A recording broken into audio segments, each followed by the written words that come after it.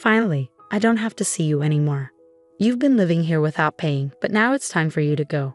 We've put up with your freeloading for too long. Okay, I get it. I'll go. Thanks for everything. I packed my things fast and left the house where I'd been living with my in-laws. I saw my mother-in-law smiling happily as I left. I chuckled to myself, putting on a sad face, but I knew what was coming for this house next. Hi, I'm Emily, 32 years old, and I work from home. I've been married to John for 5 years. We were happy together, but things changed in our 4th year of marriage. Suddenly, my father-in-law got sick, and we had to move in with my in-laws to take care of him. We thought it would only be temporary, but John's the only child, so we ended up staying longer to help out. I even thought about quitting my job to take care of him, but luckily, I could keep working from home. Living with my in-laws was chaotic at first, but then came some issues, especially with my mother-in-law. Emily, when are you going to start doing some housework? Get cleaning and cook dinner already. I'm not just lazing around, mother-in-law. What are you talking about? You're always on that computer, surfing the web. You must be goofing off instead of doing work. The idea that using a computer means wasting time is old-fashioned. I got special permission to work from home. I didn't want to waste the skills I've worked hard to get, so I balanced my job with taking care of the house and my father-in-law. It felt good when, after about 3 months of hard work, I managed to earn as much as before. I had to work extra hard because it was tough to manage on just John's income. I'm glad we'll finally have some extra money. I want to save up, I thought. But things got harder for some reason. It seemed like our savings were just going down. When I checked our spending, I realized John was spending a lot. And I found out my mother-in-law was spending a lot too. John has always liked to show off, often treating his coworkers to lunch. But lately, he's been using our credit card to throw big parties for them. Obviously, if you spend more than you earn, your savings will go down. As for my mother-in-law, she's picked up a bunch of expensive hobbies with her friends, spending money on classes and socializing without thinking twice. With both John and my mother-in-law piling chores and caregiving on me while spending recklessly, I reached my limit. I was covering all our expenses with my income and couldn't even think about saving money. It stressed me out, so I decided to talk to them. John, Mom, you've been spending a lot lately. We're going to run out of savings if we keep this up. Can you please cut back on spending? But they both pushed back strongly. You think I want my coworkers to see me as cheap? I have to treat them sometimes. It's okay to not always be the one treating, and they won't think you're cheap if you're not always throwing parties. I have to be considerate at work too, you know. It's one thing to treat your coworkers to lunch, but taking them to a bar on your tab? How does that have anything to do with work? You're just doing it for fun, right? And don't pretend you don't know. You come home drunk and brag about it. You're having way more fun than talking to your own mom. You see what I mean, right? Haha. I go to my classes too to have fun with my friends. Are you saying I should just stay home? You're not being a good wife. You, who only know how to do housework, have no right to tell me what to do. Why is she acting so superior when all she does is stay at home? I work too, you know. I earn money and help with the household. I'm also taking care of your dad, not just doing chores. Stop lying. My mom takes care of Dad, and since you're not even going to the office, you're not making much, are you? Who do you think you are, acting all superior just because you work part-time? I was stunned, speechless. It seemed like they didn't understand that I was really working, taking care of the house and my father-in-law, all while earning money. And my mother-in-law seemed to have told John that she was the one looking after my father-in-law, making me seem lazy. I thought about leaving many times, but I stayed for my father-in-law.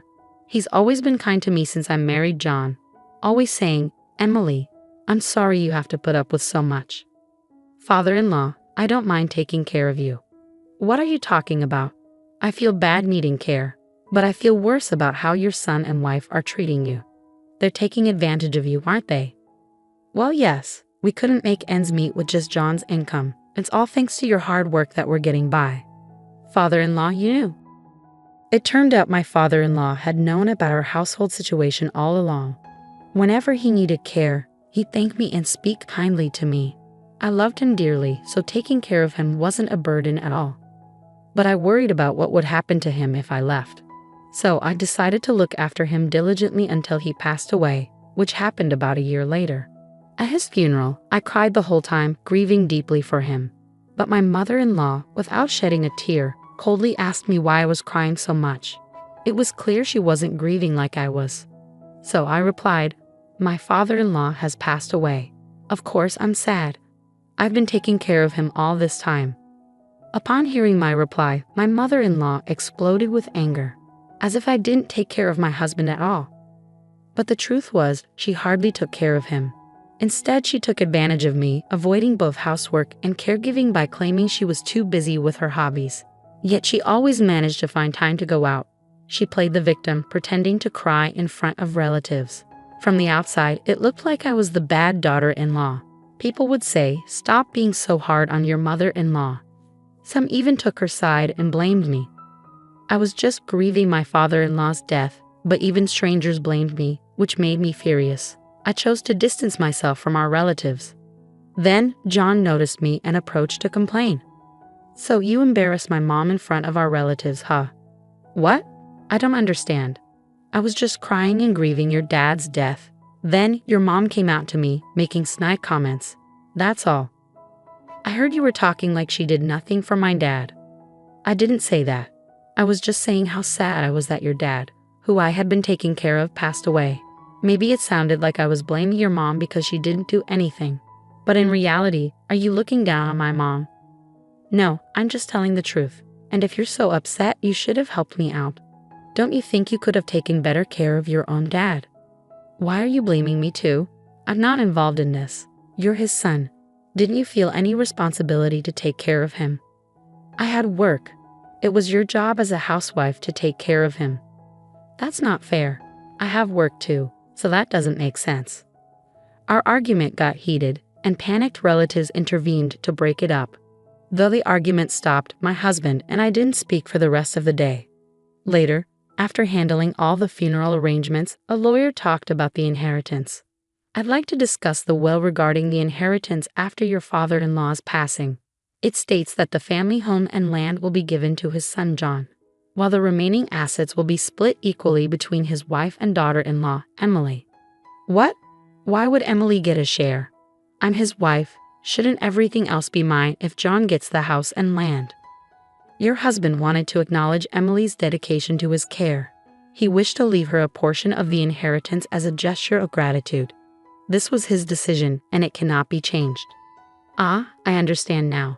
So Emily was just looking after him for the inheritance." "Why would you think that?" "It must be. Why else would she dedicate herself to caregiving?" "I've had a good relationship with my father-in-law ever since we got married. I took care of him to repay his kindness. If you think it's impossible, why did you push the caregiving onto me?" "Mother-in-law, why would you belittle me like that? Don't talk nonsense." "I understand now, so let's just leave it at that." When the lawyer was there, my mother-in-law couldn't say anything rude, so she kept talking, looking annoyed. "He made that decision. Well, I suppose it's a way of saying thank you for taking care of him. There's no other explanation." Then the lawyer kept talking. "Can I go on? Your father-in-law wrote a note saying Emily doesn't have to look after him anymore." When the lawyer said that, my mother-in-law's face, which had been angry before, suddenly changed to a happy smile. "I got it. I get what it means now." "Oh, what do you mean?" My husband looked confused by his mom's sudden excitement. "It means Emily doesn't have to stay here anymore. Since she won't have to take care of my husband, the money split wasn't a thank you, it was just like a goodbye payment." My mother-in-law twisted my father-in-law's will based on her own ideas. She misunderstood it the way my father-in-law, and I wanted her to misunderstand it. Actually, before my father-in-law passed away, we talked about this. He wanted me to be free from this house after he died. He planned to trick my husband and mother-in-law with the will, so I could leave without any fuss. Just as my father-in-law planned, my mother-in-law, totally fooled, is trying to get rid of me. While hiding my true feelings, I acted shocked by the will, saying, "Oh, father, why would you do such a thing? See, even my husband doesn't see you as his precious daughter-in-law. John, you don't need Emily anymore, right? Just divorce her already." "John, you wouldn't suggest divorce, would you?" I looked at John with tears in my eyes. After a long pause, he finally said, "Yeah, it seems like the best choice. I've got the family property and Mom got the money. I won't have to worry about taking care of anyone in the future, and I won't have any issues with Emily. What? I understand. That's how it is. I'm sorry, but could you please leave? Okay, I guess I don't belong here anymore. Feeling just as hurt, I took a paper from my drawer and handed it to my husband. It was something I had picked up during a past argument, the divorce papers. Without hesitation, he signed them. Finally, I don't have to deal with you, a freeloader who doesn't contribute. Leave. Consider yourself lucky I tolerated you for this long. I understand. I'll go now. Thank you for everything up until now. By the way, since the lawyer's here, I'd like to talk about. It's fine if there's no need for property division, right? I've already received enough from my father-in-law's inheritance. And you know what, Emily? I've managed to support myself just fine. It would be greedy of me to ask for more. Well, you have a point. Okay, that settles it. Please leave this house as soon as you can. I hurriedly packed my things and left the home where I had lived. My mother-in-law watched me go with a gleeful expression, unaware of what was to come in that house. After leaving my in-laws' house, I wasted no time in submitting the divorce papers to City Hall.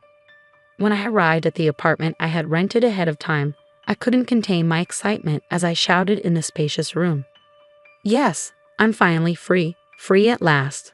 I couldn't help but let out a yell of joy. I was so relieved to be liberated from the painful married life.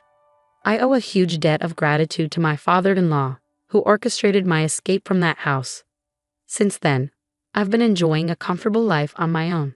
While I had gotten used to working remotely at my in-laws' place, now that I've left, I have much more time to focus on my work. As a result, my income has increased, and I'm able to live a luxurious life without any disturbances. One day, I received a call from my ex-husband. John, it's been a while. What made you call? Emily, please, we're struggling. Can you help us out? Is this a joke? Weren't you the ones who kicked me out? Even though we're earning the same, we're barely making ends meet. We can't keep living like this. Oh, that sounds rough.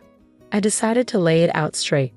Well, that's because my salary isn't supporting the household anymore. What do you mean? Can't you see? You couldn't sustain your lifestyle just with your income, even though you were spending lavishly, and I couldn't afford our lifestyle on my own. Nonsense. You've always been wasting your salary on yourself. The only reason we managed was because of the money I was bringing in.